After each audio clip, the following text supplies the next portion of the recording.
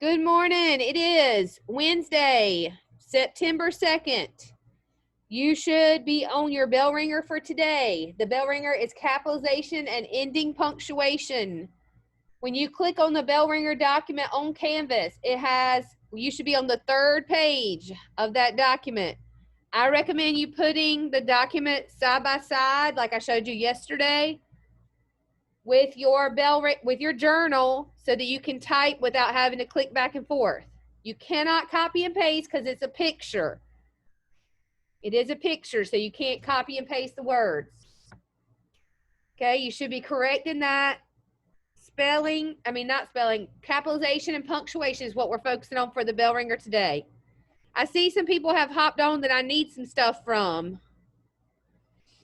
Maylin, you have still not taken your context clues CFA. I need you to do that today. And Demetrius was on, but he got off. And I need some stuff from him. We're going to get this bell ringer done for today, and then we're going to go ahead and read our chapter in Bud Not Buddy. And then I'm going to let you go so that you can, actually, I'm going to teach a lesson. I forgot. We also have a text evidence lesson. And then we're going to read Bud Not Buddy.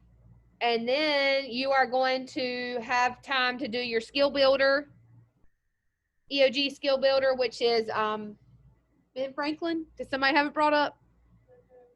Yep, Ben Franklin. And you'll have time to do that and do your exit ticket and iReady. So we're going to kind of go a little bit out of order than what's on Canvas. I'm going to let the EOG skill builder be at the end. We're going to go ahead and do our text evidence lesson and our Bud Not Buddy and end the video, and then you'll have time to get the other two things done. All right, guys. Anybody have any questions before we get started?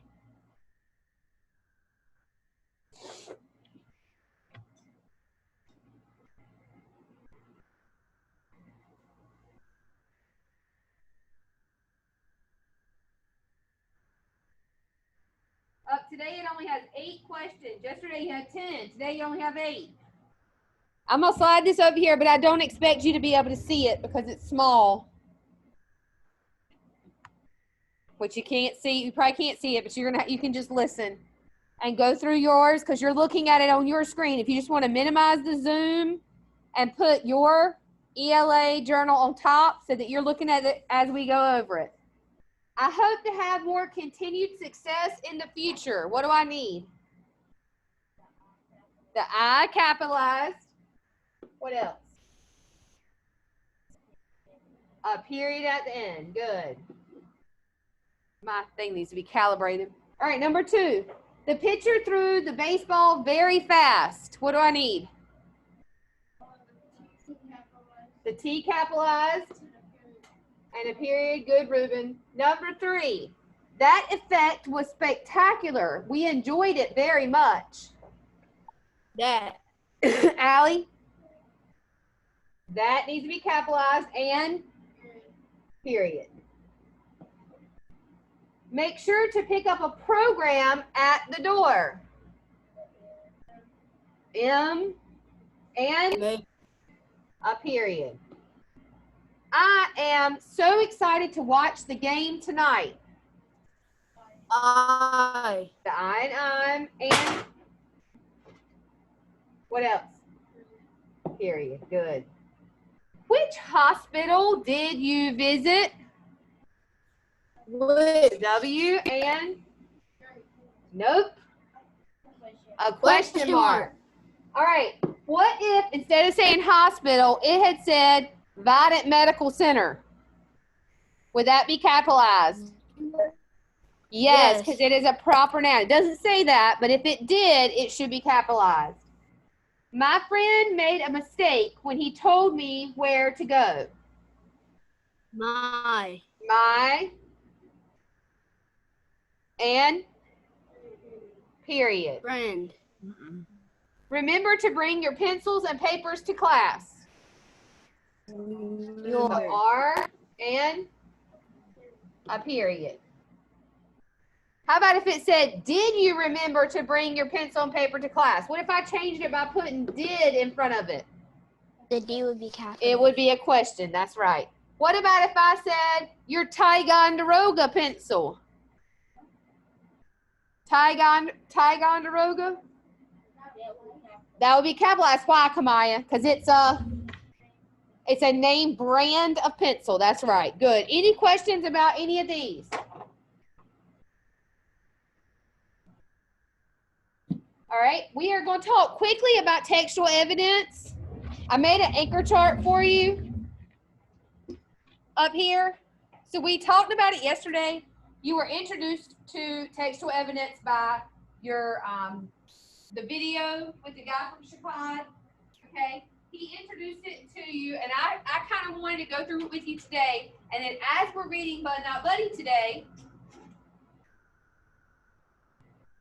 you're going to kind of have an opportunity to be introduced more to this topic. Lily, you doing something, baby? Yeah. Can you stop? Okay. All right, so with textual evidence, we take background knowledge, which is what we know about something, what we know about people, what we know about the weather, what we know about life, what we know about something.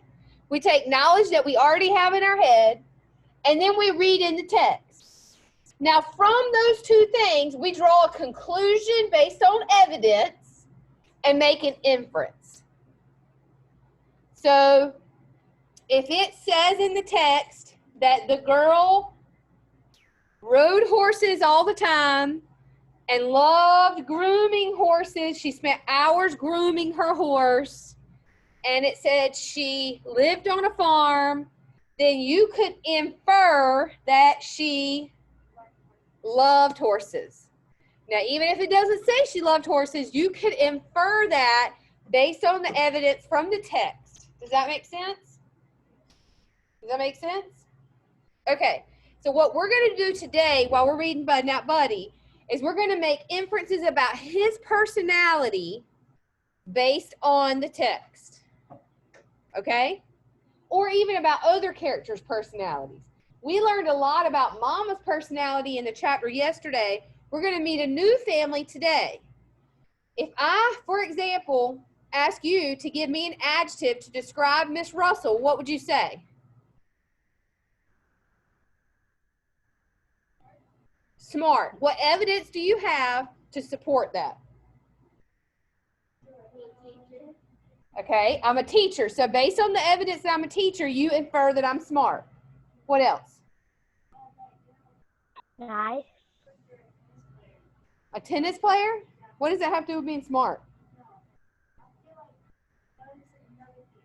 Oh, okay. Well, we're still talking about smart. What is the evidence other than I'm a teacher to make you know I'm smart? I'm always able to answer your questions. So because I'm a teacher and I answer your questions, you infer that I am smart. What else? I help you. So because I help you, then you infer I'm smart. What else? So all these things are exactly what you do when you're reading. When you're reading a text, you take these things, all these pieces to the puzzle, and then you draw an inference based on that. You do it without even realizing that you're doing it. You made an inference about me the first time you ever met me. You said, well, she's this and this and this, so I think she's this. When you first meet somebody and they're dressed sloppy and they come in, they're like half asleep and they don't have good posture and they're hunched all over and they're like sitting like this, then you infer that they don't. If I came in as a teacher like that, you would infer that, how did I feel about my job? Yeah. You didn't care. I'm lazy. You would infer I don't care. I don't like it. I don't take it seriously. Okay, good. Those are inferences. When you take background knowledge and you take evidence and then you draw a conclusion. Okay, so we're going to do that today with Bud as we're reading in chapter 6. So open it up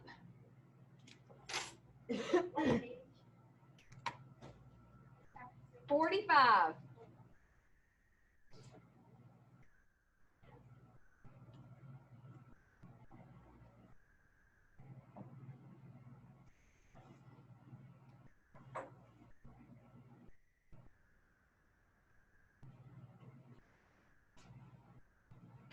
I stood in line.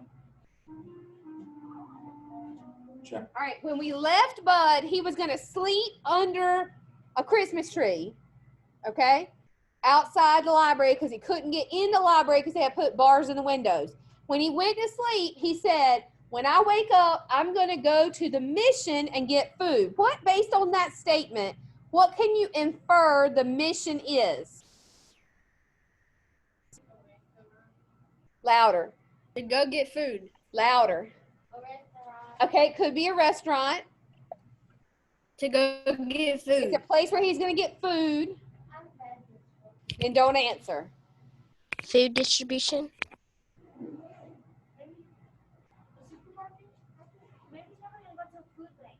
Okay, a food bank. Good.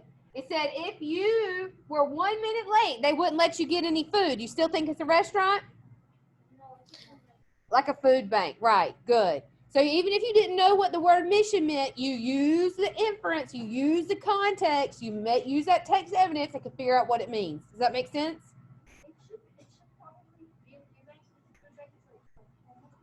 Okay. And he's homeless, right? Good. Okay, here we go. Chapter 6. Uh-oh. My eyes opened, and I could see the sun behind the branch of a Christmas tree. I jumped up, folded my blanket inside my suitcase, hid it, and started running the 6 or 7 blocks down to the mission. I turned the corner and said, phew, there were still people lined up waiting. I started walking along the line. The end was a lot further away than I thought. The line turned all the way around 2 corners, then crossed over 1 street before I saw the last person. Shucks. I walked up to get behind him. He said, line's closed. These here folks are the last ones. We pointed at a man standing next to a woman who was carrying a baby. I said, but sir, he said, but nothing. Line's closed. These here folks are the last one. It's time to start lying. If I didn't get any food now, I'd have to steal something out of someone's garbage, or I wouldn't be able to eat until the mission opened for supper. I said, sir, The man raised his hand and said, look, kid, everybody's got a story and everybody knows the rules. The line closes at 7 o'clock. How's it fair to these people who've been here since 5 o'clock that you can sleep until, he looked at his wristwatch, until 7:15, then come busting down here expecting to eat. You think you got some kind of special privilege just cause you skinny and raggedy? Look in the line. Lots of folks look just like you. You ain't the worst. Supper starts at 6 p.m., but you see how things is. Now, if you plan on getting fed, you better be in line by 4. Now, get out of here before I get rough with you. Shucks. Being hungry for a whole day is about as bad as it can get. I said, but he reached in his pocket and pulled something out that looked like a heavy black strap and slapped it across his hand. Uh-oh, here we go again. He said, that's it. No more talk. You open your mouth 1 time too many. You rotten kids today don't listen to no one, but I'ma show you something that'll improve your hearing. He slapped the strap on his hand and started walking toward me. I was wrong when I said being hungry for a day is about as bad as it can get. Being hungry plus having a big knot on your head from a black leather strap would be even worse. I backed away, but only got 2 steps before I felt a giant warm hand wrap around my neck. Okay, so Bud is leaving because he's feeling like he's not going to get what? Food. He didn't get in line in time. They've already cut the line off and said, these are the last people. You're not going to get to eat. Okay? And these people are going to be the last ones. I'm sorry, but you're not going to get to eat. And was the guy that nice about it? No. What can you infer about that man's personality that was cutting the line off? He didn't slap him, he threatened him to. But what can you infer about his previous experiences with people having to cut the line off? Does he sometimes have to be what? Yeah, he sometimes has to be rough. He sometimes has to be tough and gruff and mean to get the message across. When people are hungry, I'm sorry, but we have to cut it off at a certain time. But he wasn't that nice about it because of, you can infer, his past experiences most likely have been bad. People having to, so Bud is most likely now going to have to steal from a trash can or wait till supper because he didn't get there in time and he's not going to get anything to eat. It's what we think right now. From behind, I looked up to see whose doggone hand was so doggone big and why they put it around my neck. A very tall, square-shaped man in old blue overalls looked down at me and said, "Clarence, what took you so long?" I got ready to say, "My name's not Clarence, and please don't choke me, sir. I'll leave." But as soon as I opened my mouth, he gave my head a shake and said, "I told you to hurry back. Now where you been?" He gave me a shove and said, "Get back in line with your mama." I looked up and down the line to see who was supposed to be my mama, when a woman pointed her finger at her feet and said, "Clarence, you get over here right now." There were two little kids hanging on to her skirt. I walked over to where she was, and she gave me a good hard smack on the head. Shucks. For someone who was just pretending to be my mama, she sure did slap me a good one. I said, All right, so this lady has said, can you see me? This lady says, right here. Why does she do that? Excuse me, right here. Why did she get him back in line with her? Why did she do that, Allie? Loud, super loud.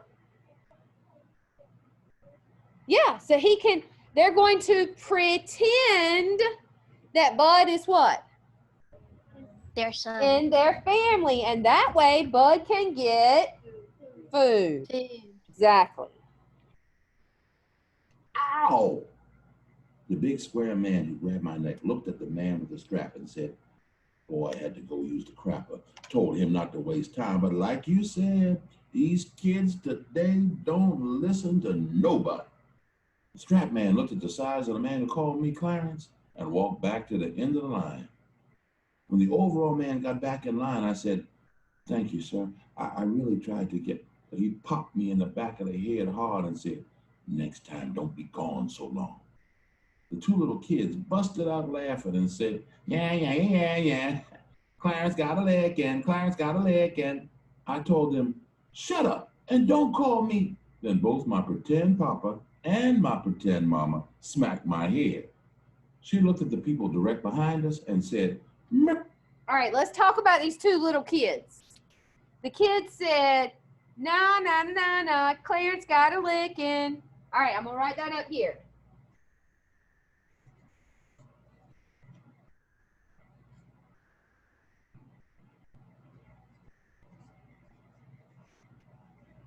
All right.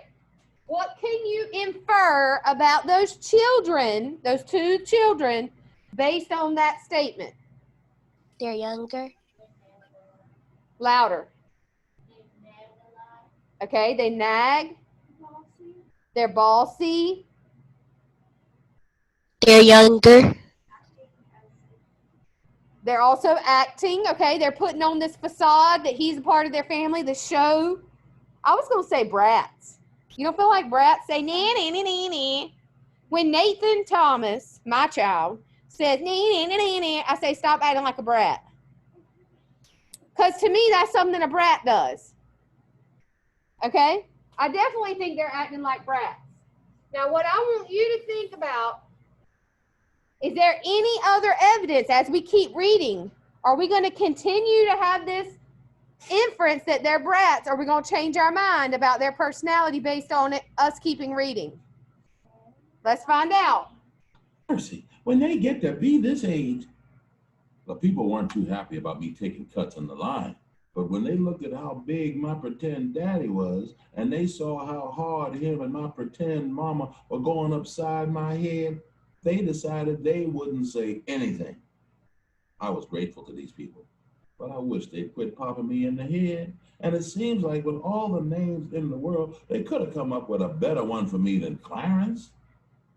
I stood in line with my pretend family for a long, long time.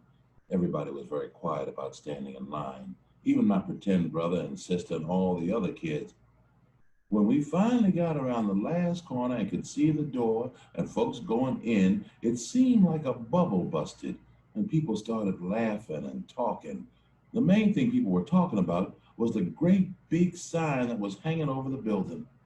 It showed a gigantic picture of a family of four rich white people sitting in a car driving somewhere.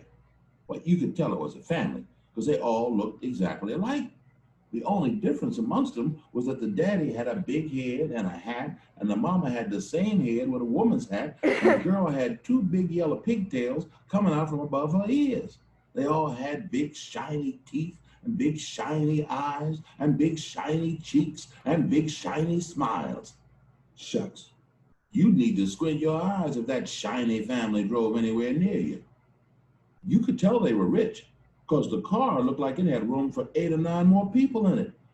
And cause they had movie star clothes on. The woman was wearing a coat with a hunk of fur around the neck, and the man was wearing a suit and a tie, and the kids looked like they were wearing $10 a piece jackets. Read about their car in fancy letters, it said, "There's no place like America today." Why is that kind of funny? Is that America Today for Bud? No, because that's when the Great Depression was happening and there was a lot of stuff. Is that picture what America is today during this book in the 20s, in the Depression, in the 30s, in that era? Is that what America was like? No. No. So it was kind of crazy that they had this picture up with like this perfect family, but that was not at all what people were experiencing at all. He's standing in a soup kitchen thinking that he's not even going to be able to get a meal, possibly not get a meal. And they got this poster up that is being very contradictory of what he is experiencing, if that makes sense. My pretend daddy read it and said, "Well, you got to give them credit. You wouldn't expect that they'd have the nerve to come down here and tell the truth." When we finally got into the building, it was worth the wait. The first thing you noticed when you got inside was how big the place was and how many people were in it and how quiet it was. The only sound you could hear was when somebody scraped a spoon across the bottom of their bowl or pulled a chair in or put one back, or when the people in front of you dragged their feet on the floor, moving up to where they were spooning out the food. After we picked up our spoons and bowls, a lady dug a big mess of oatmeal out of a giant pot and swapped it down into our bowls. She smiled and said, "I hope you enjoy." Me and my pretend family all said, "Thank you, ma'am." Then a man put 2 pieces of bread and an apple and a big glass of milk on your tray and said, "Please read the signs to your children. Thank you." We all said, "Thank you, sir." Then we walked past some signs someone stuck up on the wall.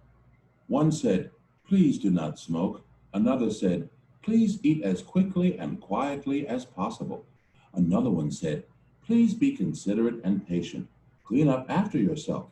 Your neighbors will be eating after you." And the last one said, "We are terribly sorry, but we have no work available."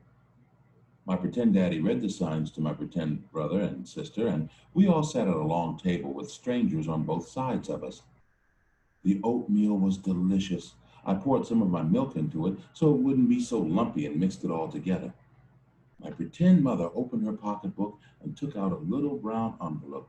She reached inside of it and sprinkled something on my pretend brother's and sister's oatmeal, then said to them, "I know that's not as much as you normally get, but I wanted to ask you if you minded sharing some with Clarence."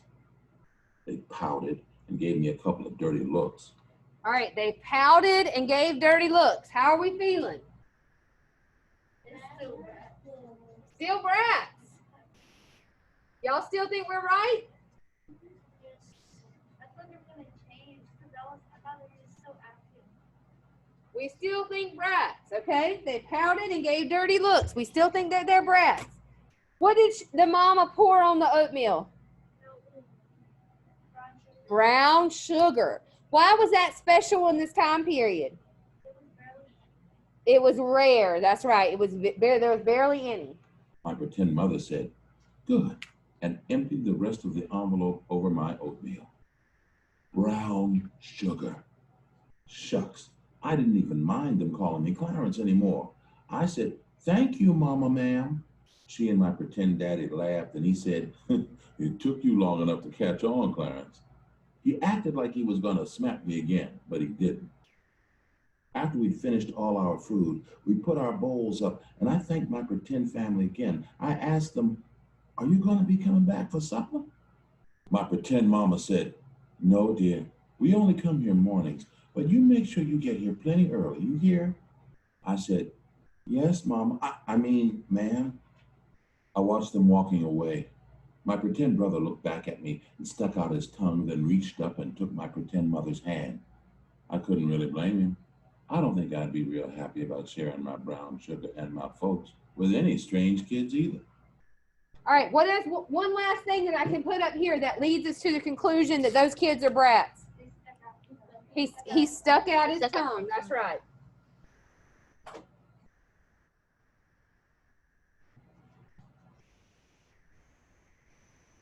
And I think that again leads us to the conclusion that they were brats. Okay, what if I ask you to make a draw a conclusion about a character in Bud Not Buddy, or about a place, or about it? You could support it with textual evidence. That's what we're doing all week long. Is we're talking about textual evidence. We're going to continue to talk about it tomorrow. Okay, you have three things that you need to do for me. You need to do your skill builder, which is Ben Franklin. You need to do your exit ticket, which our exit ticket word of the day is brats. Those kids were brats, B-R-A-T-S, brats. You need to do your skill builder, your exit ticket, and then your third thing is you need to continue to make sure that you're getting 45 minutes a week active and iReady on reading, okay? You need to make sure every week you have 45 minutes active. If you don't want to work on it during this class time, if you want to work on it at night or whenever, but you have to have 45 minutes active by the end of the week. Does anybody have any questions? No. All right. Bye.